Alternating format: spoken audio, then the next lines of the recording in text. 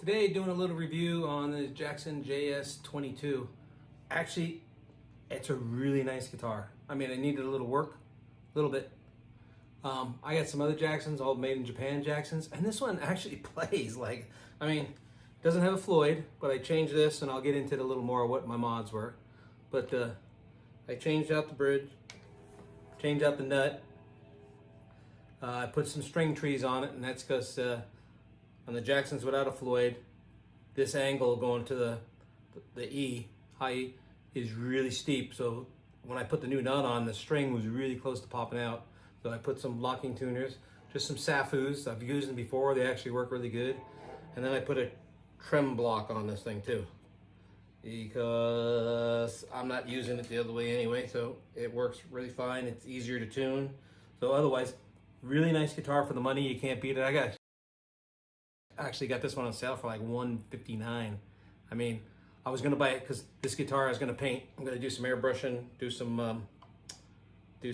bob wire airbrushing on this one. And I bought this instead of a kit because the kit cost me just as much, and I got a complete guitar here.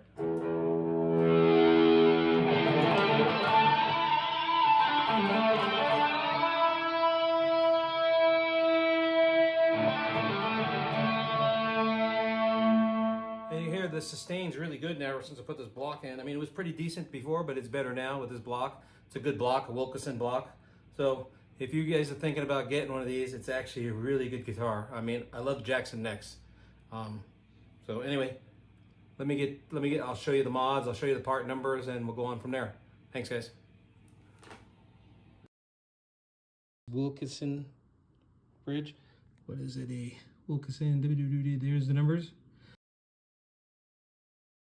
Another thing I found, this post was pulling out, so I just wrapped it with some copper foil tape and pounded that thing in there. It's pretty tight now, so glad I checked it before I did any paint.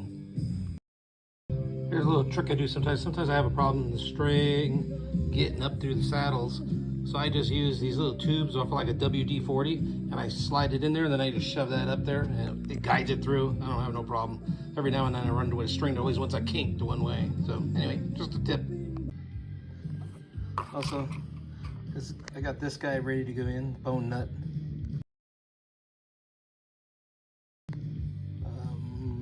There's the part number, if you guys are interested. So here's the stock nut out of the Jackson JS22. And it is approximately, right here, 874 millimeters. The one they recommended to put in is only 7.9 millimeters. So what I'm going to do is, I got a little stock that I use to test my stains. So I just got to add a little bit of this underneath here, glue it down first, and then knock the nut in, and we should be good. But this is the part number that they recommend for it. It's a PT, let's see, get it in the camera here. A PT6643. One item on these Jackson JS22s is not good. This angle, the E string, it comes off this. So I had to put these on. I put a new bone nut and it was just sliding off. It's stuck in there far enough too. I mean, it's at the right height and everything, but they do tend to wander off. So I use this fret dampener, but I put these on for security. So that's the one thing. Most Jacksons have this neck, but they also got a Floyd Rose nut. So that's just something to keep an eye out for. I've read on the forums too. I'm not the only one. I got this guy installed. I also put just a little bit of Gorilla Tape here, because when you're using this thing, when you release it, it bangs metal to metal. So I put this in, you can't hear it now. I mean, the springs, I'll probably put some foam in those. So that's about it.